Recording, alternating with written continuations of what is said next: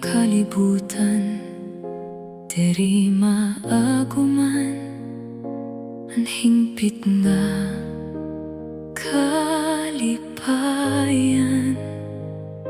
Waray makakapuno ungara handughan, kadali ay malipay kita ha mga butang dinhi hatuna.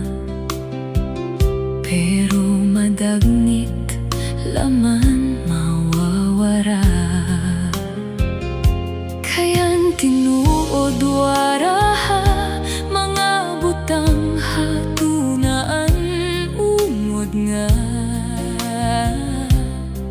makatagbaw han aton kauhaw.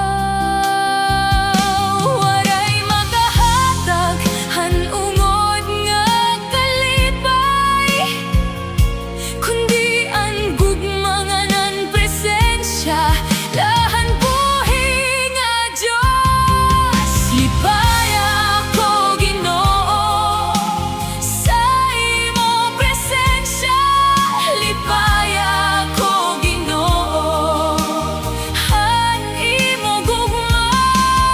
Lipaya inin kasing ko nga punohan kasubo, kasing nga may kasakit pahira na inin akong mga luha.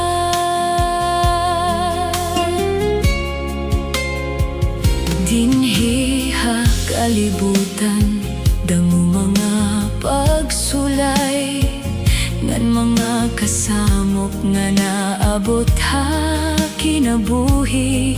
May mga sitwasyon nga makuri, waray danay makita nga paagi ngan lamrag ha masirom nga dalan. Usahay makapaluya makatumba han pagtuo ngan paglaom